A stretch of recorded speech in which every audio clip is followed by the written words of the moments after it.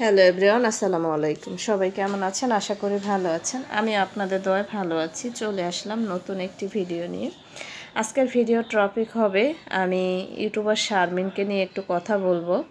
তানজিলার খালা, চাস্তো খালা, মিমের চাস্তো বোন। সবাই জানেন মিম, তিশা, তারপরে সাবিনা এদের রিলেটিভ চাস্তো বোন, আপন চাস্তো বোন, বাবুর বোন, বিল্লালেরও বোন। ঠিক আছে, তো সেই সুবাদে সবাই তাকে চিনেন। তো সেও এখন চ্যানেল আছে, তার বাবুর আছে। তো কথা বলতে চাচ্ছি, এতদিন ওদের ভিডিও দেখতে দেখতে দেখতে দেখতে মাথা নষ্ট হয়ে যাচ্ছে। তো যাই ভাবছি যে সংসারটা জোড়া লাগবে। সংসারটা জোড়া তো লাগলোই না, মাঝখান থেকে কি হলো এটা, আমি তো পুরো অবাক। এটা কি হলো? আসলে আমরা এর পক্ষে না, ঠিক আছে। একটা সংসার ভাঙা, একটা মসজিদ ভাঙা, একটা সংসার জোড়া লাগানো, একটা মসজিদ জোড়া লাগানো।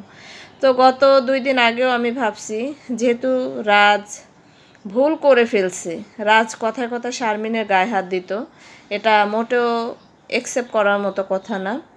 মেয়েরা ভুল করতেই পারে, আর সে কী এমন একটা ভুল করবে যে বাচ্চাদের মতো তাকে শাসন করতে হবে গায়ে হাত দিয়ে? আমি এর পক্ষে একদম না। গায়ে হাত কেন দিবে সে? একটা মেয়ে মানুষ, তার ঘরের ওয়াইফ হয়েছে দেখে সে গায়ে হাত দিবে? গায়ে হাত দিয়ে তাকে বুঝাইতে হবে, তাকে মারধর করে বুঝাইতে হবে? আমি এর পক্ষে মোটেও না। কেন আমি এর পক্ষবাদী না? সে ভুল, নতুন তার সংসার, 4-5 মাস হয়েছে তার সংসারে বয়স।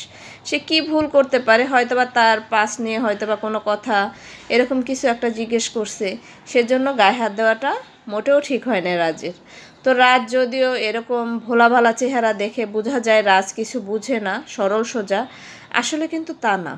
আমরা যতটুকু বুঝলাম, রাজ এখানে শারমিনকে দিয়ে একমাত্র ইউটিউব প্ল্যাটফর্মে দাঁড়ানোর জন্য আসছে, আর কিছু না। যেহেতু রাজ নিজেও একজন অসুস্থ একজন পার্সন, তার নিজের হার্টের সমস্যা আছে, সে বিদেশ থাকতে পারলো না, চলে আসছে তার জন্য। তো যেটাই হোক না কেন, যেভাবেই হোক, আল্লাহ তাদের ভাগ্যে রাখছিল, বিয়ে হয়েছে, তারা সংসার করতেছিল, সুন্দর সংসার তাদের। তারা যেভাবে, শারমিনের যদি সংসার করার ইচ্ছা না থাকতো, শারমিন রাজকে মোটরসাইকেল কিনে দিত না, মোবাইল কিনে দিত না। তারপরে সে যে বস্তিতে থাকতো, তার যে চলাফেরা, তার যে কথাবার্তার ধরন ছিল, তার কথা ল্যাঙ্গুয়েজ ভালো ছিল না, তার ড্রেস আপের অবস্থাও ভালো ছিল না। আমি কিন্তু কাউকে ছোট করে কথা বলছি না, আমি যেটা সত্যি সেটা তুলে ধরতেছি। তো রাজ আগে কীরকম ছিল, রাজের তো শুরু থেকে শেষ পর্যন্ত আমরা দেখছি, এই পাবলিক প্ল্যাটফর্মেই দেখছি। কিন্তু রাজ এখন কি করলো, শারমিনকে বিয়ে করার পরে রাজের চ্যানেলটা আস্তে আস্তে কার উদ্দেশ্যে দেখা হতো? শারমিনের কারণে দেখা হতো না। শারমিনের সংসারে কি হচ্ছে, কি করলো, কি করতেছে, সেটা জানার জন্য আমরা ওদের চ্যানেলগুলো দেখতাম, যে ওরা দুইজন কীরকম আছে, ভালো আছে কিনা, খারাপ আছে কিনা, এই জিনিসগুলো জানার জন্য সবার আগ্রহ থাকতো, তাদের ভিউয়ার্স, তারা এই ভিডিওগুলো দেখতো। কিন্তু রাজ যে ব্যবহারগুলো শারমিনের সাথে, শারমিনের পরিবারের সাথে করলো, এটা কি রাজ মোটেও ভালো কাজ করছে? সে এখন তার চ্যানেল দাঁড়াই গেছে, সে এখন তাদের বাসার ফার্নিচার ফিরাই দিল। আমি একটু আগে দেখে আমার মাথাটা নষ্ট হয়ে গেল, এটা কী কাজ করলো রাজ? মানে 2 কথা বলতেই পারে, তাদের মেয়ের গায়ে হাত দিছে, তারা 2 কথা নিশ্চয়ই বলছে, তাতে কি হয়েছে? সে তাদের বাসা ফার্নিচার ফেরত কেন দিল? তাহলে তার সংসার করার মোটেও ইচ্ছা নাই, এই জন্যই তাদের ফার্নিচার ফেরত দিছে। কেন ফেরত দিল? এটা তো বড় ধরনের একটা বেয়াদবি করলো সে। তো আমি চাইবো ওদের সংসারটা জোড়া লেগে যাক। আমার মনে হয় না যার জোড়া লাগবে, যেরকম অবস্থা ওদের হয়েছে, যেরকম কন্ডিশন তৈরি হয়েছে। রাজ প্রথমত না বলে তার বাসা চেঞ্জ করে নিয়ে গেছে, দ্বিতীয়ত বলে আবার বাসা আবার ঢাকায় নিয়ে আসছে। তুই ঢাকায় নিয়ে আসছিস, তুই ফার্নিচার কেন পাঠাইলি? তুই যদি সংসার করার ইচ্ছাই থাকতো, তো ফার্নিচার পাঠানোর কোনো প্রয়োজন ছিল না। তাহলে বুঝতাম যে না, ভদ্রতা বলতে কিছু আছে। এই ফার্নিচারগুলো পাঠায় তো অভদ্রতার কারণটা সে আরও দাঁড়া করাইলো। তো এই জন্য বাধ্য হয়ে শারমিন তো বলেই দিল যে সংসার আর সে করবে না। তো এখন বিয়ে ভাই জীবনে কয়টা হয়?